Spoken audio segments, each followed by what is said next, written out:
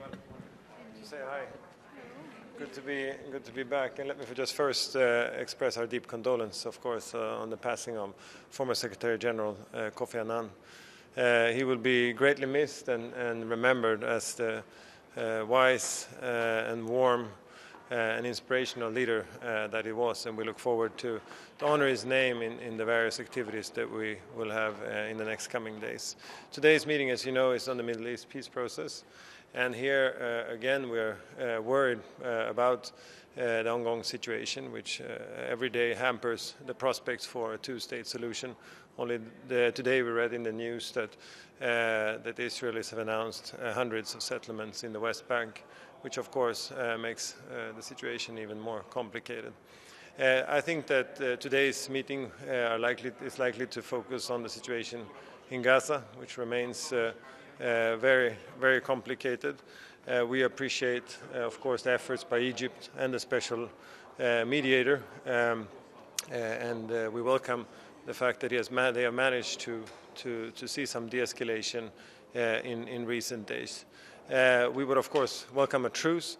What is important is that the international community now work to make sure that all relevant stakeholders are involved and that the Palestinian authorities are also engaged in part of this process in order to make sure that it is sustainable. At the same time, imperative that we alleviate the humanitarian suffering in Gaza. You know, I've been speaking to you a lot about that. And we think that there are immediate steps that could be taken, and the Council has an important role in this. Finally, just a word on UNRWA. As you know, there is an unprecedented financial crisis in UNRWA. We welcomed the announcement last week that schools will open as planned now for the fall, but we're painfully aware also that the agency funding beyond September is not secured, and there is still a gap of $217 million. And as the third largest contributor to UNRWA, we will now work actively with partners to see how this gap can be tapped, including during the UNGA high-level week, which will be an important occasion to draw attention to this as well. Let me just finally say a couple of words on Afghanistan, since there will be an AOB. It's very timely, of course.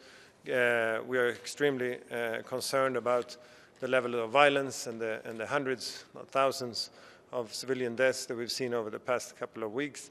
We commend the efforts by the government and the proposal to have a ceasefire, and also their efforts to reach out for dialogue and negotiations.